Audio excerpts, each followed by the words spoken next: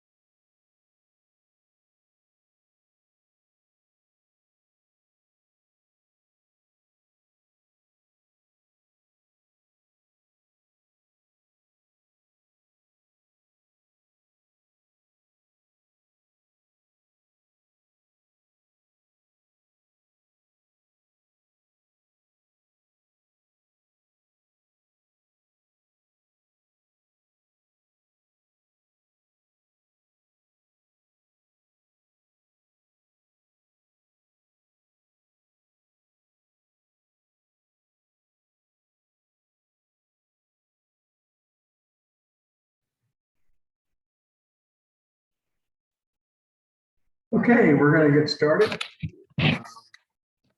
I'm sort of confined to my office this morning.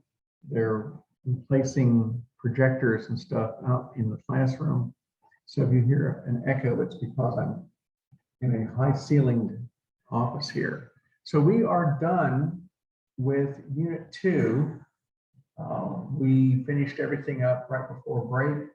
And so we should be, I have a test scheduled to open up Wednesday. Anyway, it's all in eLearn. I've opened up the one test to open up and close, and then the lab test will open up and close after that. So look in your calendar, you'll see that I have to confess I'm not looking at the calendar right in front of me. So, but I want to go ahead today and start on the third unit, and we're tracking really well. This is only the 14th of March. I think it's the 14th. And if we can wrap up Unit 3 before April, then we only have 4 chapters to go until we're done, and we'll have 4 weeks of lecture to do it in. So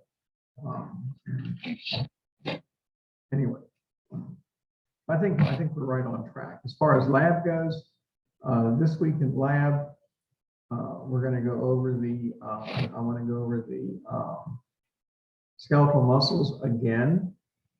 And so I'll get straightened out on the date. I'll take a look at it and send everybody emails. I apologize for being, I walked in this morning and discovered that my classroom here was totally ripped apart with my monitor and my projector and everything laying on the floor. So not what I expected to see when I came back from break. Anyway, anybody have any questions on anything? Can everybody hear me? Okay, good.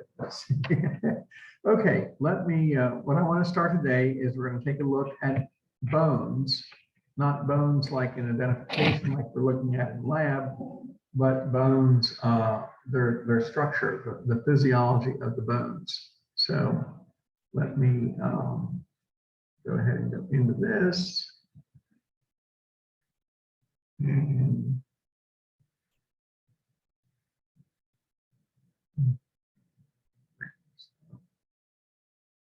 okay, so everybody should see the slide that says Chapter 6, Bone Tissue and the Skeletal System. Get my picture off of here. There we go. And we'll move forward. Okay.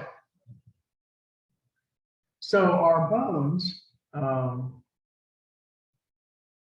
start our skeleton. I see a typo there that bothers me, but our skeletal system initially started out as all hyaline cartilage and some membranes. We had a complete skeleton in place in our bodies 6 weeks after conception. So we are about 3/4 of an inch long at that point. And yet we had a complete skeleton in place made out of cartilage. So we went in 6 weeks, we went from one cell to a fully formed baby, 3/4 of an inch long with a complete skeleton in place, all made out of cartilage. And over the next 23 years or so, we finally fill out all that cartilage with bone and all those membranes with bone, mostly hyaline cartilage. Not till we're about 23 years of age do we finally get rid of all the cartilage. So in our skeleton, though, despite the fact that it is a bony skeleton, it is very powerful, very flexible. It has a lot of give to it. It has a lot of strength to it. We use our bones to amplify the strength of our muscles. Our muscles alone aren't strong enough to do the things that we want to do, so we use our bones. We use our bones as levers. Muscles pull on bones, it amplifies the strength of the muscle, and we get things done.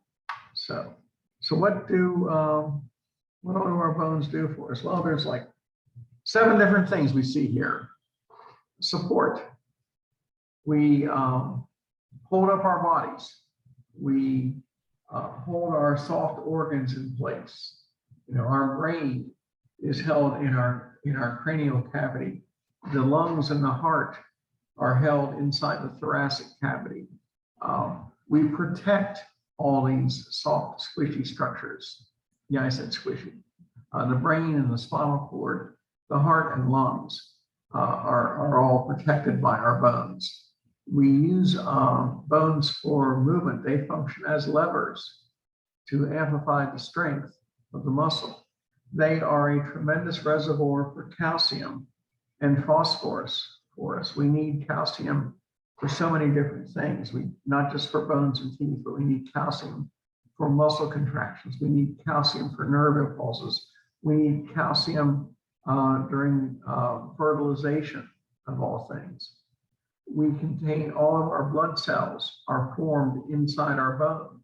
The term hematopoiesis, which means blood cell creation, occurs in the red marrow, the middle of in the cavity in the middle of our bones. We store fat in our bone cavities. Fat's a great source of energy. And something else that we don't even think about is that our bones, because they are living tissues, secrete hormones. Hormones, of course, chemical messengers. This hormone called osteocalcin helps to control our insulin levels. It helps by controlling insulin, we control glucose, and we help to regulate our metabolic activity. And we all just thought it was always just insulin that controlled sugar levels. Well, it isn't. It's just there's a whole series of hormones that are involved with maintaining our blood sugar levels. And this one's called osteocalcin. Bones, we classify them by shape. Just a little bit of anatomy here. Flat bones, irregular bones, long bones, and short bones. Flat bones are like the sternum and the ribs. The irregular bones are the vertebrae and the hip bones. The long bones, classic definition here, longer than they are wide. That pretty much covers all the fingers, all the toes, all the arms and legs, all of the long bones. You know, they all know the radius, the humerus, the femur, the tibia, the fibula, and the phalanges. Those are the limb bones, and they're the long bones. The short bones in the wrist and the ankle are cube-shaped. We have some very unusual shaped bones like the patella, that's a sesamoid bone. And so we call them the short bones. Of course, this is what they look like. So we've seen all this already in lab. Now, the bone is considered osseous tissue. They are organs. They are living cells trapped in the hard matrix of calcium and phosphorus salts, wrapped by collagen fibers. But they are living cells. They are an organ. They have a blood supply. They have a nerve supply. There's cartilage present. There's connective tissue there.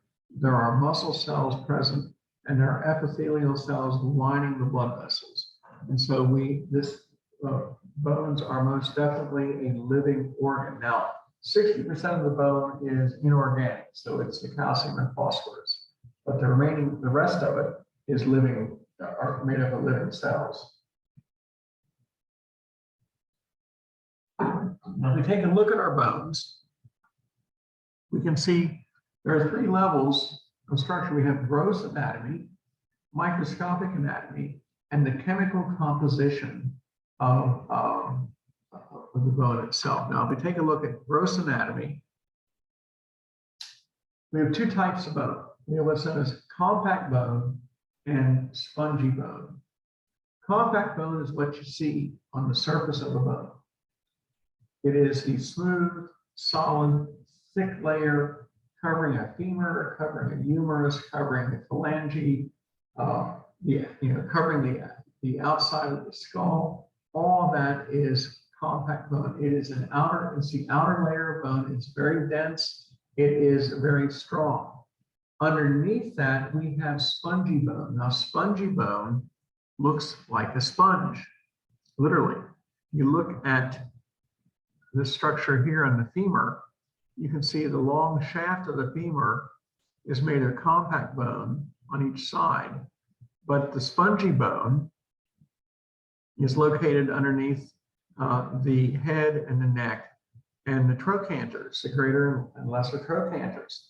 Now, the spongy bone, as I said, it looks like a sponge. It has all these little cavities here, these little structures here called trabeculae. And spongy bone, just because it looks like a sponge, doesn't make it any less strong than the compact bone. In fact, it's probably stronger because it absorbs a shock so much better than the compact bone does.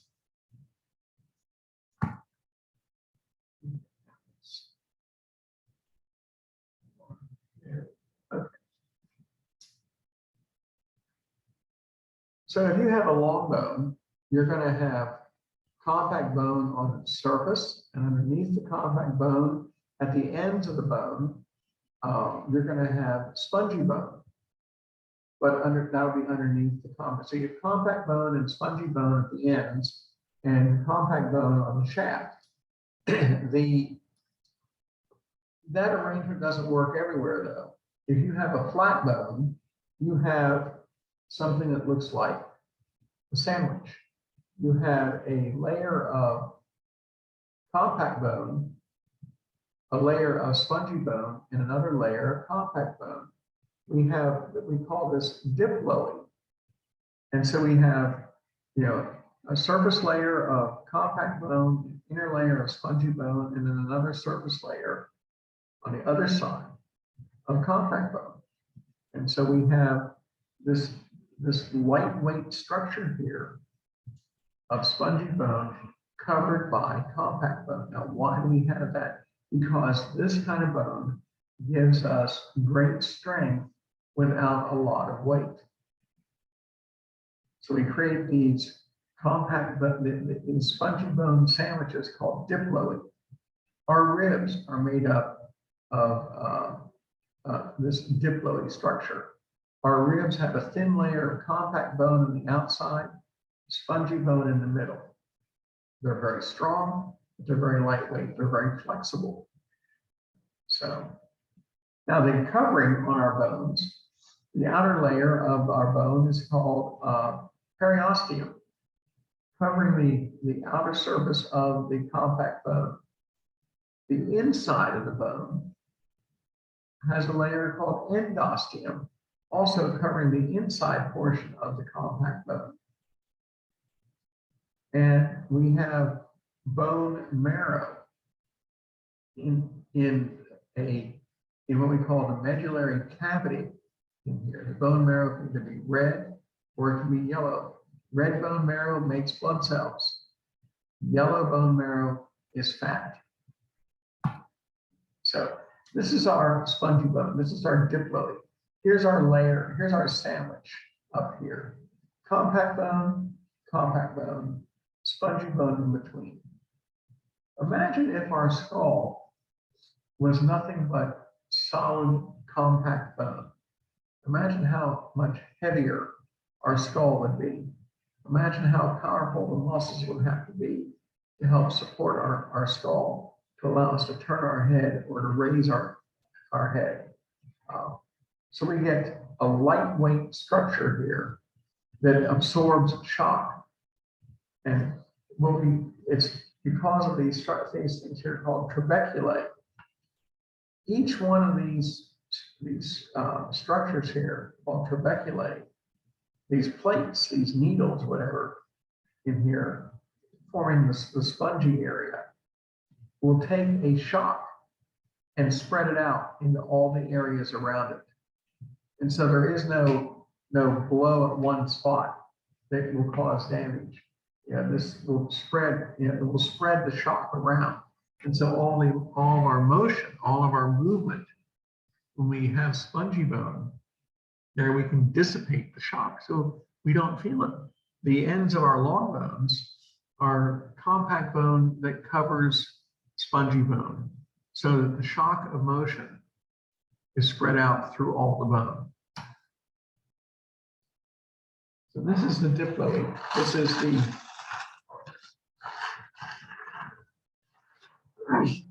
excuse me. This is the compact bone, spongy bone sandwich.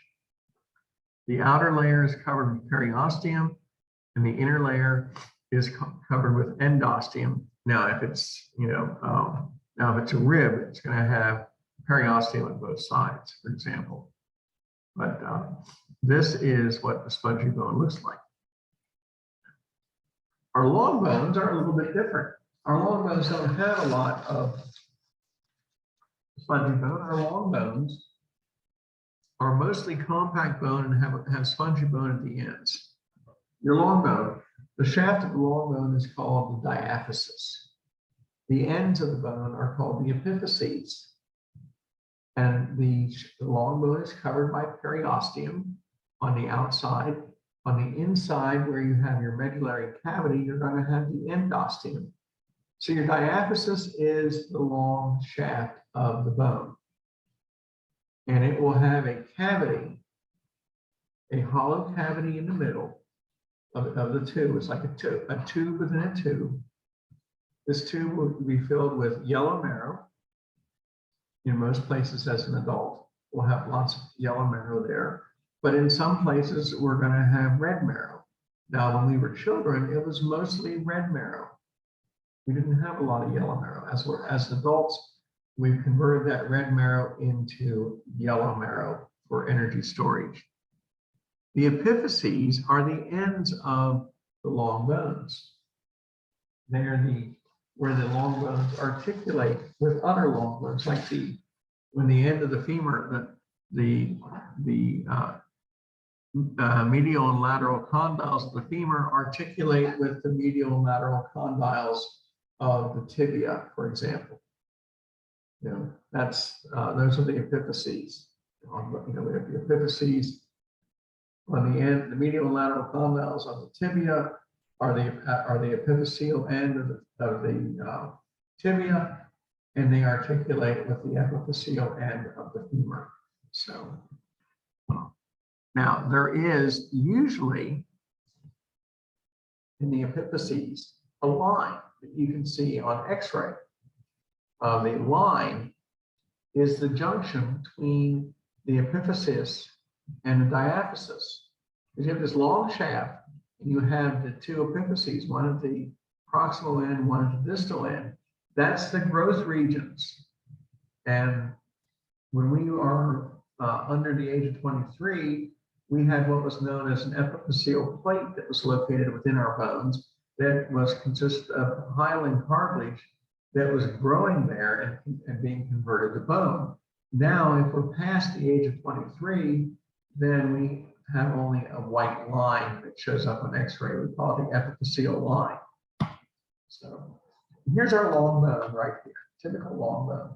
There's the shaft, the diaphysis up and down. Inside the shaft is the medullary cavity filled with yellow bone marrow. Here is the proximal epiphysis, you know, the top end of the bone. And we have spongy bone underneath a layer of compact bone here. And the same thing would apply down here to distal epiphysis there. And so we would have compact bone covering the spongy bone. The outer covering of the bone is called the periosteum.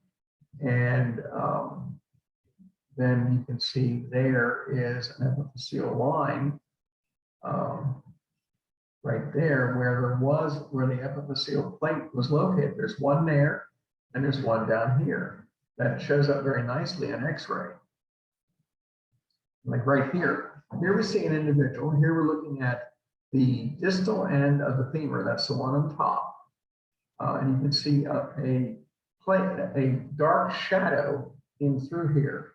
That's the epiphyseal plate. That's the growth region. You can see it better on the proximal end here of the tibia. See that dark area right in there where the arrow is on the tibia. Soft tissue doesn't show up on X-ray. It shows up as an empty space. So it tells you that the growth plate, the epiphyseal growth plate, is still active in this individual, particularly definitely in the tibia, maybe just not as much in the femur up here. If we had a white line present, that would tell us that the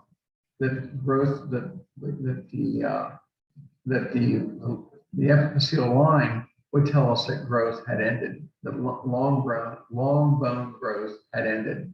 If we see a white line in the X-ray, that's the epiphyseal line. Bones have stopped growing lengthwise. If we see the dark shadow in there, then that's the epiphyseal plate. Means that we still have growth lengthwise. Let me see it right here. Here's a child's same location, femur and tibia. There's the epiphyseal plate growing right there. There's one in the fibula. There's one in the tibia. But here, past the age of 23, we see the epiphyseal line there, barely there, and definitely across here. So the growth, the longitudinal growth has stopped. The epiphyseal plates have closed. And so all we get now are the epiphyseal lines that we see. You know, so the X-ray, if the X-ray shows you a line, they're usually older than 23. You know, if you can't communicate with the patient, you can at least get an estimate of their age. If the X-ray shows a dark line, then they're under 23 years of age, more or less. Okay, now. So let's take a closer look at the humerus. The outer layer of the humerus is a long bone. The outer layer, of course, is going to be compact bone covered by a layer of periosteum. It's not marked in here, but the outer layer of periosteum here. Here is our endosteum lining the inside of the compact bone here. Here's our spongy bone right here. And we see a blood vessel going through here. Blood vessels will penetrate our bone. We've seen all those foramens in all the bones we looked at, like the skull, for example. You know, blood vessels go through those foramens, and because they have to supply the osteocytes that are found in each one of these little lacunae that we see in our long bone, plus all the living cells here in the spongy bone. Okay, so what are these coverings? I mentioned periosteum and endosteum. The periosteum is a membrane that covers the outer layer of the long bone. It has, the periosteum has both an inner layer and an outer layer. The outer layer is made up of connective tissue. We call it the fibrous layer, and it's made up of what we call Sharpie's fibers that attach to the bone. It's sort of like, it looks sort of like Velcro. You know, the little hook, the hooks of the hook and loop part of Velcro. That's what Sharpie's fibers look like when they attach to the bone, to the bony surface of the compact bone. Underneath this, we have what's known as the osteogenic layer. Now, osteogenic means genesis. Genesis means creation. Osteo means bone. This is the bone creation layer. This is where the bone stem cells are located. The osteogenic stem cells, because these are going to produce, the osteogenic stem cells are going to give you all of the different types of bone cells that you need. You know, you'll have the osteoblasts, the osteoclasts, the osteocytes, and the osteogenic cells. The stem cells tend to reproduce copies of themselves. And so your osteogenic layer is where you're going to produce all your bone cells that you're going to need. You're also going to have openings in the periosteum leading into the bone. There are going to be openings in the bone. You're going to have foramens providing nutrients through blood vessels that come in contact with all the living bone cells, the true osteocytes. You're also going to have on the membranes points of attachment for tendons and ligaments where the bones connect to each other. So here's your long bone right here. There is your endosteal layer in here.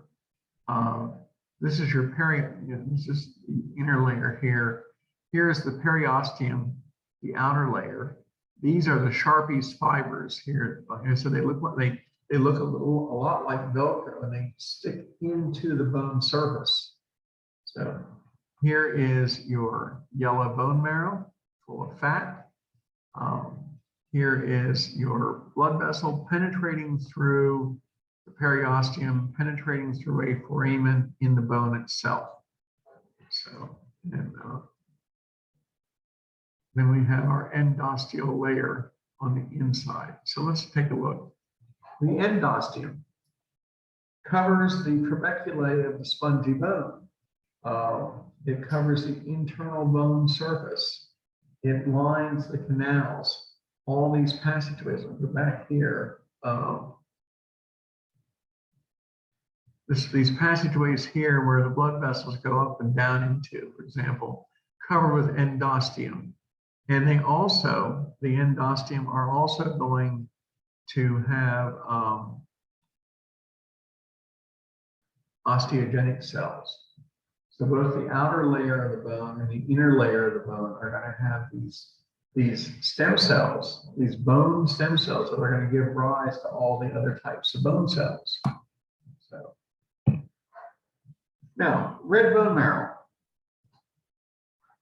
The red bone marrow makes all 5 types of white cells, the red cells, and the platelets. So we produce the neutrophils, the lymphocytes, the monocytes, the eosinophils, and the basophils. Those are all the white cells. We make the erythrocytes, the red cells, and we produce the platelets. So we have 7 different types of cells that are made in the red marrow. And this is hematopoietic, giving rise to blood cells. There are blood stem cells in the red marrow that will generate these white cells and red cells as needed.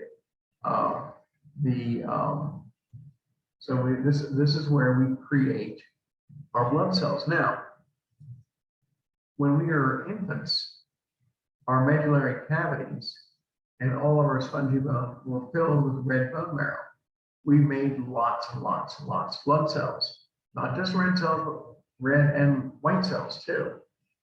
As we have become adults, the only places we have red marrow now that we make our blood cells are areas like our sternum, the heads of the femur, the head of the humerus, some of the skull bones, the iliac crest of the hip is an excellent place for red bone marrow to make blood cells. So generally, you know, the ribs, the sternum, the flat bones of the skull, the heads of the femur and the humerus, mostly one of the big areas is of course our sternum. And so we don't have a lot of places left in our bodies where we make our blood cells. So that's why if you ever had an X-ray, you know that they put the lead apron. Usually if you have a lead apron placed over you, it's going to cover your sternum, usually covering your ovaries or testes too. So we're going to protect both our reproductive structures and where we make blood cells. Now,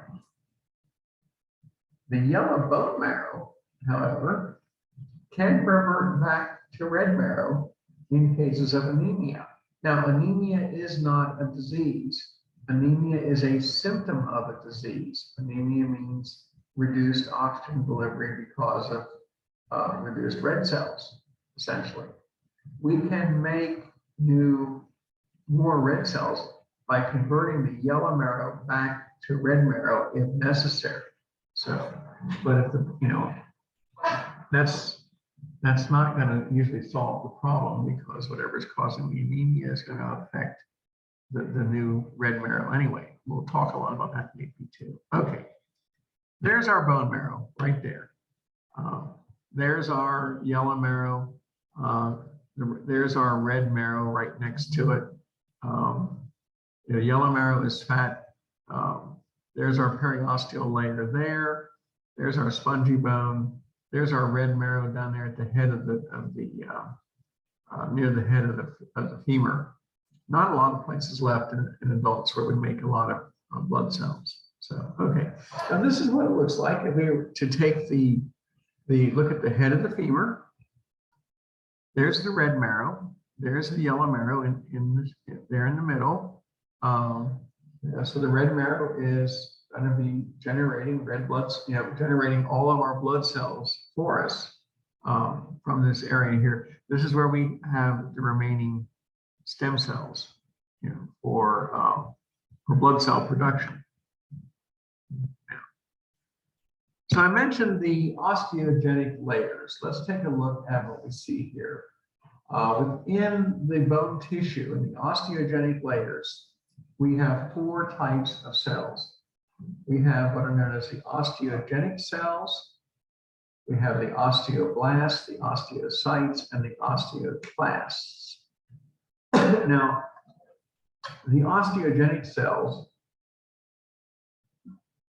are the stem cells.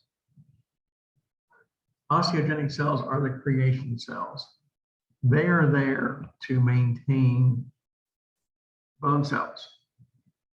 So, and this is very common for all types of stem cells. Stem cells will, yes, they will divide and give you other types of cells, like the stem cells for blood will give you all 5 white cells, red cells, and platelets. You get 7 different types of cells. That's what they do. But when they do that, they will also undergo mitosis to make copies of the stem cells, will undergo mitosis to make copies of themselves, so that we always have stem cells present. So in red bone marrow, we will have osteogenic cells to make all the other, in red bone marrow, we'll have the stem cells to make blood cells. We'll be busy making the 5 white cells, the red cells, and the platelets, but we'll also make copies of our cells. So we can continue to make 5 types of white cells, red cells, and platelets.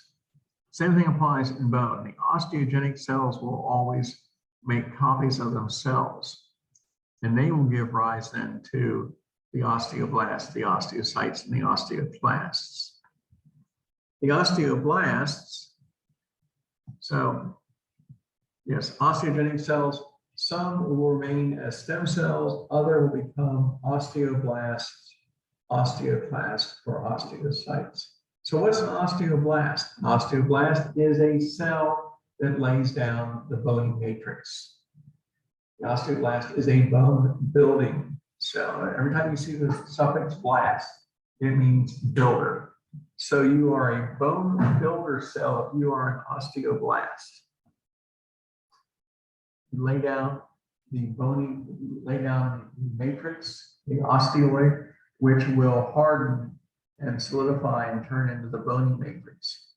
The osteoclasts are very large cells that are full of lysosomes that we use to dissolve bone, to reshape bone, to obtain more calcium from the bone. Bone resorption. Remember, we have osteoblasts are the bone builders, osteoclasts are the bone destroyers. And then, of course, the osteocytes are the living bone cells trapped in the matrix after the matrix solidifies. They maintain the matrix, they monitor the matrix, they connect to all the other living bone cells so they can monitor conditions in the bone. They monitor stress, they monitor strain, they monitor oxygen levels, they monitor nutrient levels. They know when to grow and become thicker, and they know when to encourage the bone to reshape itself. The 4 types of bone cells. You know, the osteogenic cells make the other 3 in addition to making themselves. Here's an osteoplast. It's a large cell. This is the osteoplast down here. This is going to be full of lysosomes, to digestive enzymes. It's going to shuffle across the surface of a bone and dissolve the bone and release the calcium. Here we see a normal, healthy bone cell right there, and here comes the osteoclast coming along to dissolve it and dissolve that bone. So this is our osteoclast right here. And the osteocyte, of course, the living bone inside the lacunae, that's all going to get dissolved here. And that calcium is going to be reused. Maybe we're going to build up, a new bone. Maybe we need calcium for muscle contractions. Maybe we need it for nerve impulses. For whatever reason, we are reshaping our bone. And that's what the osteoclasts do. They dissolve old bone so we can hopefully make new bone with it, because we need that calcium. The compact bone, if we look at it microscopically, we also call it lamellar bone. And this is where we really see the openings in the bone itself. What we've seen so far, if we look at the anatomy of bone cells, we see the 4 different types. But let's take a look at the tissue itself. Now, compact bone called lamellar bone. The lamellar bone, a lamella is a circular layer, a ring structure, if you will, that shows up particularly in the shaft of long bones. It shows up in compact bone. Now, your lamellar bone, the compact bone, is going to have what are known as osteons.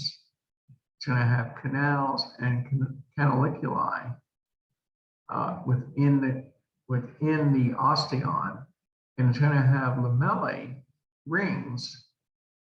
They're going to be both circumferential, meaning they're going to run in circles around the bone or around the different lamellae, but they're also going to fill in the gaps. So let me show you what I'm talking about here. So this is compact bone. Over here is a long shaft of compact bone. You have your periosteum on the outside, your endosteum on the inside. You have blood vessels that penetrate through a nutrient foramen, as well as a nerve that goes through here, and it runs up and down the middle of this shaft of bone. And if we take a close look at what this shaft looks like, it looks something like this. There's our periosteum for reference. There's your periosteum on the outside of the bone. There's the periosteum over here. These rings here, these columns like pillars run up and down the length of the bone. We call them osteons. Like this is an osteon here. This ring, this pillar sticking up here is an osteon. In the middle of each osteon is a canal. And in each canal, in the center, what we call the central canal or the reversion canal, are blood vessels and nerves. Every bone cell in compact bone and spongy bone is in contact with every other bone cell. See all these little dark areas here? These are the lacunae. And within each lacunae is an osteocyte.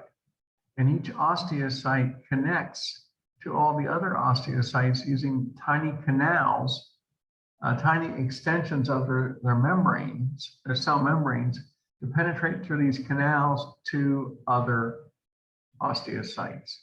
So you have an osteocyte in here, and it's extending its cytoplasm out along here to communicate to this cell. And this cell here is communicating to this one by extending its cytoplasm out through these canals. So everybody's in contact with everybody else.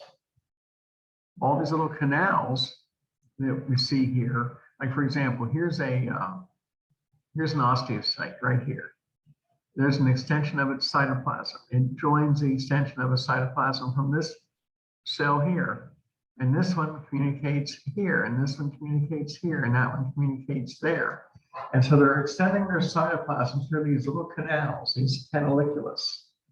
And so that we can see how all the bone cells are talking to each other and communicating with each other and sharing nutrients and oxygen with each other.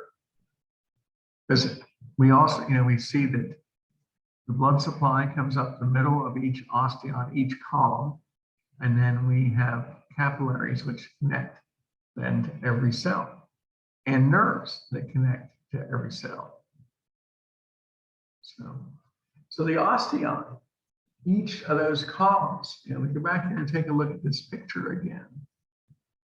This is an osteon. This column runs the length of the bone. If this is a femur, it's going to run all the way down through the shaft of the femur, from top to bottom. The same with this one, the same with this one, the same with this one next to it. We're going to run up and down the full length of the bone. Now, the individual osteon looks like this. In the middle of the osteon is a canal where we have arteries and veins, or arterioles and venules, and a nerve. That little yellow thing sticking up there is a nerve. Now, the osteon is made up of rings, of bony matrix, and the rings are called lamellae. It looks like the rings on a tree. If you were to take a cross-section of bone, it would look very much like the cross-section of a tree trunk that's been cut down. And so we see these lamella, these rings of bone in here, and within the matrix, these bone matrices are going to be the osteocytes, the living cells trapped inside their lacunae. Now, each lamella is going to be wrapped with a layer of collagen fibers. Collagen fibers strengthen the matrix, strengthen the lamella, so that the bones aren't going to snap if they're twisted. When you turn a doorknob, for example, to open a door, your bone doesn't snap as it twists around. The stress of turning and twisting doesn't hurt your bone because of all that collagen wrapped around each layer. Further, our bones don't break when we run into things or we fall down, because the collagen fibers absorb the shock. So the collagen fibers keep us from hurting our bones. They give it great strength, and they run in opposite directions. By running in opposite directions, they can absorb even more shock. They crosshatch, if you will, and that gives them the ability to withstand even greater amounts of shock than if they all ran in the same way. Because remember, collagen fibers are incredibly strong. They're stronger than steel. Here. So we have the osteons. We have a canal running through the middle of the osteon. The osteon is made of lamellae. The central canal contains the blood vessels and the nerve fibers. And then coming in from the side, we have Volkmann's canals, or the perforating canals that are, they have a foramen going into the side of the bone. And that way our blood vessels that are running into the bone have a way to get in. It looks something, let me go back here. These are here's our perforating canals here, or the Volkmann's canals, so that the arteries and veins that run through the middle of the bone, for example, or run through the osteon, can connect with all the other osteons. So we have a very good blood supply going on there. So now, as I said, within the lamellae are lacunae, the little cavities that form when the osteoblasts are laying down the matrix, and the matrix forms around the osteoblast. It leaves a little bubble, and the osteoblast becomes an osteocyte. So now we have a living bone cell trapped in the hard matrix. The canals are called the canaliculi, and they connect to each lacunae, and the osteoblasts become osteocytes now, and they extend their cell membranes out through these canals and connect to other osteocytes with gap junctions. All the osteocytes can communicate with each other. All the osteocytes can relay nutrients and waste products, and they can communicate when they're stressed and when they're not stressed, as far as, do we need to lay down more bone? Do we need to tear bone down? Do we need to remodel our bone? And so there is this constant communication between all the living cells in a long bone or a short bone or a spongy bone.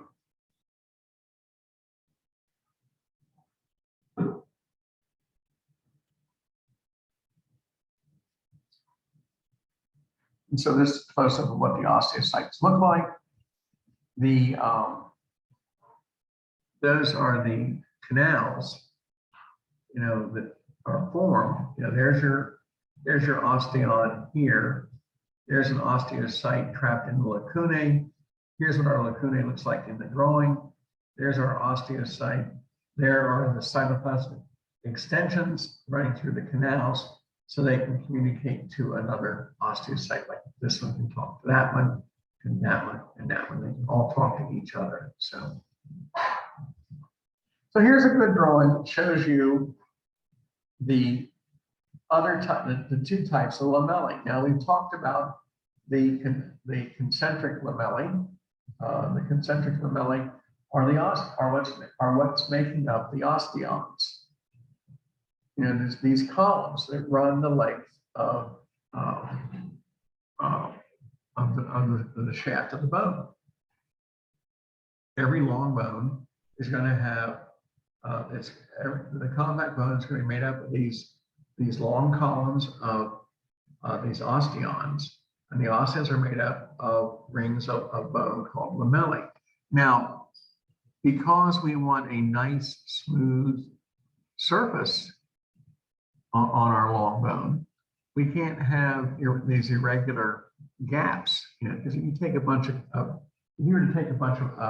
markers, like dry erase markers, and put them together, that's sort of what you would see with all these osteons clustered together. But you notice it doesn't give you a smooth edge. So we have to fill in the gaps, first of all. So we use interstitial lamellae. They're not part of the osteon. They fill in the gaps around the osteons so that we don't have any cavities. You know, they give us a structure and support, and then we surround the entire shaft of the long bone with what's known as circumferential lamellae. That covers the whole bone. So if our lamella, if our osteon is made up of rings of bone here called lamellae, those are the concentric lamellae. The interstitial lamellae fills in all these gaps around here, and the circumferential lamellae covers the entire surface of the bone. So we have a nice smooth surface, plus it keeps the bone from twisting. So here's another picture of the osteon. Remember I said it looked like a cross-section of a tree trunk after the trees we cut down the rings of a tree. Here are the interstitial lamellae here. Here's an this is an osteon, this is an osteon, there's an osteon, there's an osteon, with the interstitial lamellae fill in the gaps in here so that we don't have any cavities that have formed. There's no voids. There's no voids in our bone. So that's compact bone. Let's take a close look at spongy bone. Spongy bone looks like a sponge. It doesn't look like it has any rhyme or reason or any pattern to it, but it is designed to absorb stress. It is designed to take the stress of motion and action, including any physical, any blunt force trauma that we may encounter, and take that and disperse it among the trabeculae so that we don't feel anything. We don't feel any pain. You don't have that blunt force trauma that didn't cause any lasting damage. There was no fracture. There was no injury to us. So we have strength without a lot of weight. The trabeculae are going to take shock from motion and from blunt force trauma and spread it out. So it dissipates among all the bone cells. So we don't feel any pain. We don't have any injury. We don't have any osteons in spongy bone. We just have trabeculae. But the trabeculae are going to are the shock absorbing structures. They don't bounce or give or spring, but they simply allow the shock to spread out. And the more the shock spreads out, the less impact it's going to have. Now, spongy bone does have lots and lots of osteocytes, and there are lots of canals here, and there are layers, but they're very irregular. You know, you can see in this illustration here, there's our canals, there's our endosteum, there's our lamella, but it's an irregular shaped structure. So, this is what the trabeculae looks like right here. You know, a blow on the compact bone would spread out among all these trabeculae so that we don't feel or don't have any kind of lasting injury from trauma to the bone. Now, bone itself has both an inorganic component and an inorganic. Has an organic and an inorganic component. The organic component is, as I said, are all the living cells, the osteogenic cells, the osteoblasts, the osteocytes, the osteoclasts, and the osteoids, the bone lining cells, are going to be the osteogenic cells again. The osteoid is the matrix. It's got collagen fibers in there. It's got this gel that forms, that hardens up when salts are added to it. The osteoid with the collagen fibers woven into there gives it the strength of reinforced concrete, if you will. This is all the inorganic, this is all the organic components of our bone. So you have the living cells embedded within this osteoid, with all of the, it's organic material. Yeah. The bone has something that experiences something known as sacrificial bonding in here. The collagen fibers, the protein fibers, which are organic material, the collagen fibers are woven around the bone that make up, give the matrix its strength, will stretch when the bone experiences trauma or shock or severe motion. The collagen fibers will stretch and even break sacrificially. And by doing so, they will absorb a great deal of energy because collagen fibers are very strong. But if they break, it takes a great deal of energy to break them. And when they do break, that energy is dissipated then.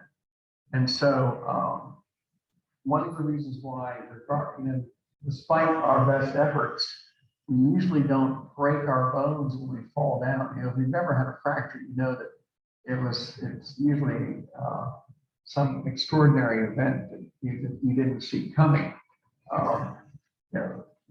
Typically playing sports, lots of contact sports don't result in fractures, and some do. Usually some sort of quirk of motion or trauma will cause a fracture.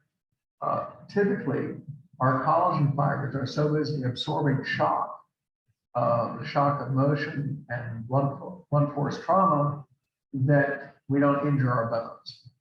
The collagen fibers break, and that dissipates the energy. It takes a lot of energy to break collagen fibers. Collagen fibers break, and the energy is dissipated, and the bone isn't hurt. And then the collagen fibers will then grow back together again.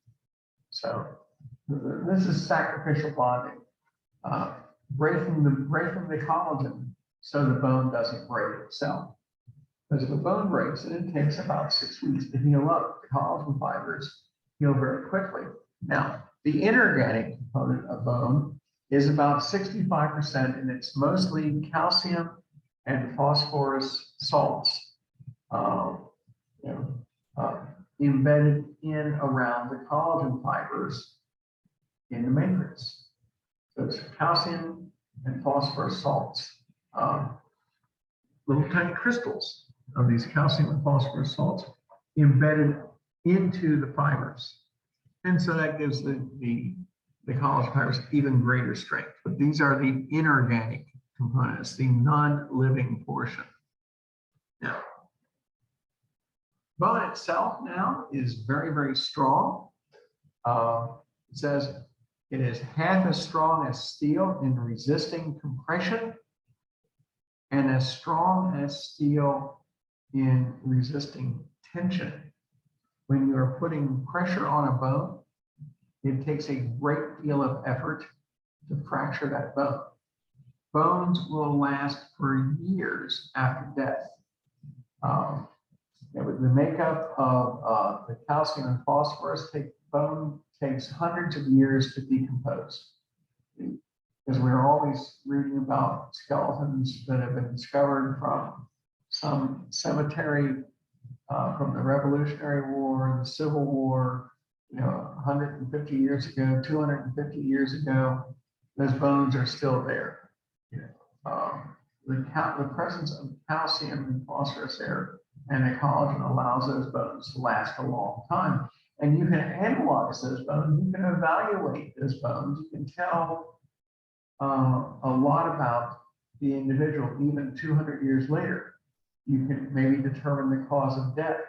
You may determine the nutrients that they were able to obtain. What kind of food sources did they have? What kind of what was their body center? There's a lot you can tell about people, about skeleton, just by evaluating it.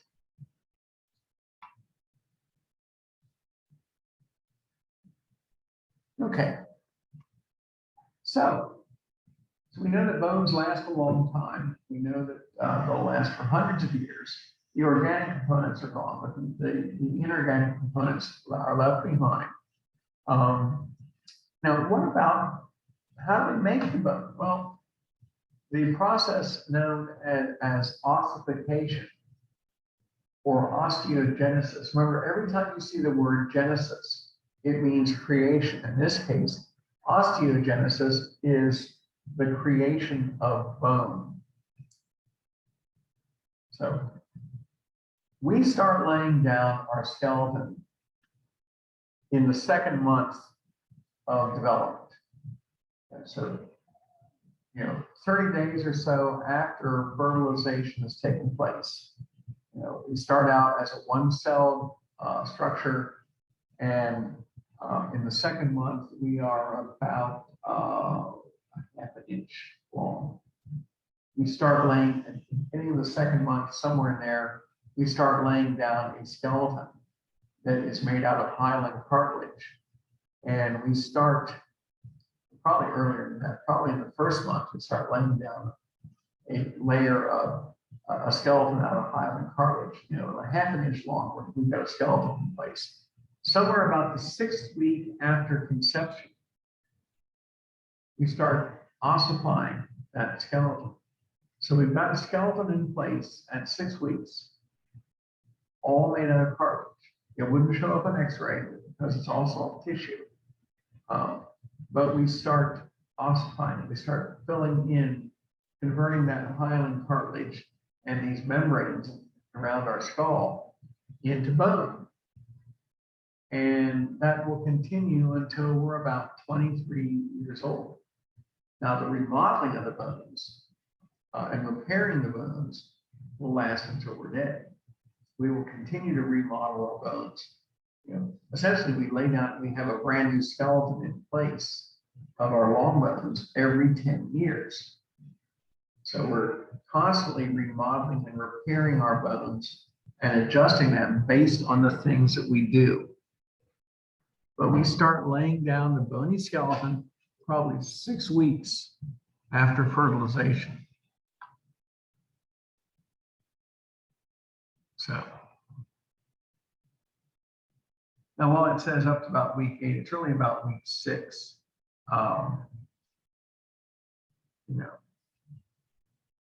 Starting about week 6, we start replacing the hyaline cartilage with bone. And the membranes, we have fibrous membranes that cover our skull, and the rest of it is hyaline cartilage. We start putting bone down in there. Now, the two terms that we use, two mechanisms we use, are known as endochondral ossification. And this is the big one. We take the hyaline cartilage and replace it with bone. We start that 6 weeks after conception. And the bones are called endochondral because they are cartilage bones. We use, sort of like, the cartilage is the model, and we put the calcium in there and we ossify. We turn the cartilage into bone. Most of our skeleton is endochondral bones, cartilage bones. Endochondral ossification is how we convert most of our skeleton into, from hyaline cartilage into bone. Now, intramembranous ossification, we have membranes. These are the membrane bones. Bones of the skull are usually where we find these, because most of our skeleton is cartilage. There's only a few places where we have membranes. So, endochondral ossification, all the bones below the skull except the clavicles. For some reason, the clavicles are going to be membranous bones too. So by about the 6th week, 7th week, somewhere in there, we start following the hyaline cartilage model. We break down the hyaline cartilage as we ossify. We start out with what's known as a primary ossification center in the middle of the shaft of the various long bones. And we start converting we start making the periosteal layer. We start developing the osteoblast, the bone builder. So we have this primary ossification center. So 5 steps involved here to get our ossification center. We form a bone collar around the diaphysis of the hyaline cartilage long bone. We form the cartilage starts to calcify. When it calcifies, it forms cavities. And when it forms cavities, then the periosteum moves into the cavities and creates spongy bone. The periosteum is also dragging in blood vessels, nerves, red marrow, osteogenic cells, and osteoclast cells. Our shaft now starts to grow, and we develop a medullary cavity, and we start seeing secondary growth centers, secondary ossification centers, and the epiphyses.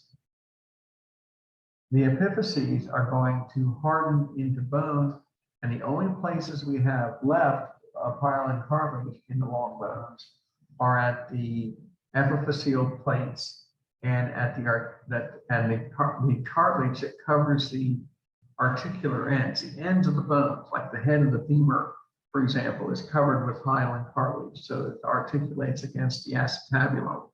The head of the humerus articulates against the lamellar cavity. Both are lined with hyaline cartilage. So we start out with a bone collar.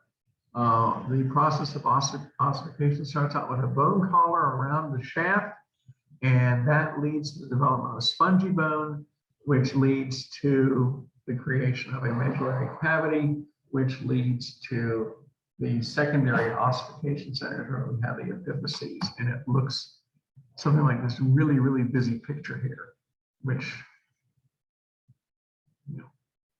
you can look at this if you want to. But essentially, what we're doing is we're starting in the middle of the long bones.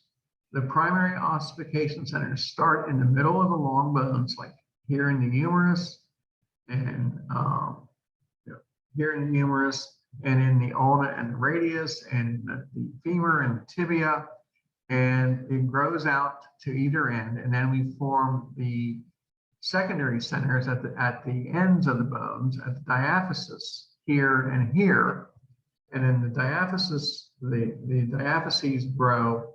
I'm sorry, the epiphyses grow and the shaft grows, and eventually the epiphyses harden, and we start then laying down the growth centers there too. So, but here we are at 12 weeks. We're about 3.5 inches long. You can see that we've had lots of good growth here. These long bones are growing. Now we still have areas where we haven't calcified yet, like the bones of the carpal bones here. We haven't calcified yet at the ends of the metacarpals. We see, at the feet and at the hips and the knees, we haven't got our diaphyses completely done yet because they're not showing up on the X-ray. All we're seeing here is the soft tissue doesn't show up. Now here we see the membranes that form the bones of the skull are starting to ossify because they're becoming more and more visible. Earlier, we wouldn't have seen that. We wouldn't have seen that at all. So, and yes, so we can even see where the we can see where the suture lines are starting to form here too. So the endochondral ossification always starts in the middle of a long bone and spreads out in each direction, and then the epiphyses start to ossify, and they will come together. So the entire long bone and the epiphyses will ossify, and you will have nothing left except the epiphyseal plates, the growth regions, and they will stay active until about 23 years of age.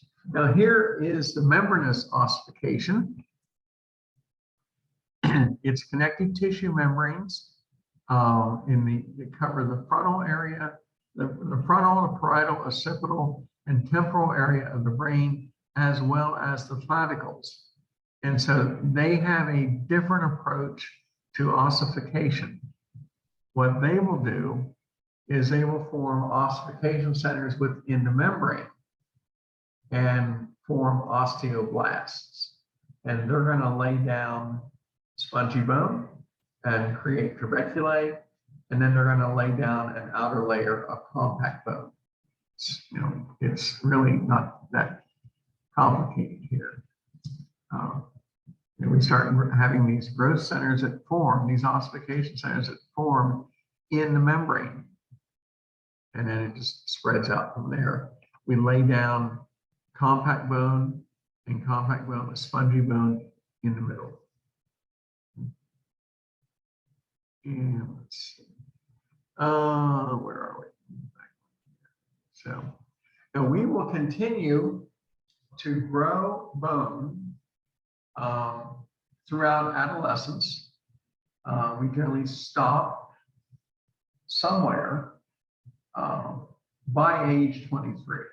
Whatever length our bones are going to be, they reach that age, that length by age 23.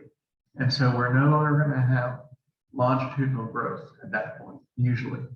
We will thicken or thin out. We will have appositional growth, which means sideways growth from side to side. That will continue throughout our lifetime because that's based on the demands that we place on our bones, appositional growth. We also see that our facial bones may continue to grow. So a person's nose may grow throughout their lifetime and get larger and larger. Their forehead may grow slowly. But that's, there's nothing wrong with that. It's just sort of like a very slow growth process here. It may occur, it may not occur. So this is what we were talking about here. This is the bone growth. The epiphyseal plate right here, we grow lengthwise. The cartilage is calcified and turns into bone right here at the epiphyseal plate. But after age 23, we start laying down bone on the sides. Appositional bone growth is where we get the remodeling.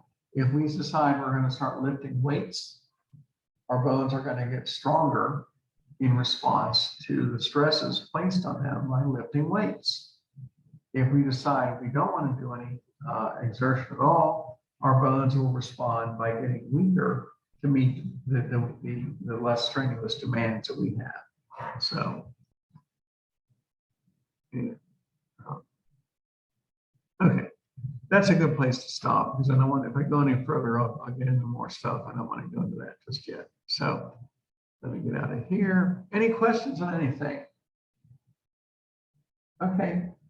I will go ahead and look at the schedule I put together for the testing, and I'll shoot you all an email and tell you when, just to remind you when everything's going to take place. And I'm pretty agreeable as far as shifting things around if I have to. So, okay, I will get us out of here, and I'll see probably most of you in lab today. We'll be going over the skeletal muscles one more time. So I'm sure everybody just can't wait to see that after we got back from break. So, okay, I'll see you all later on then. Thanks a lot. Bye.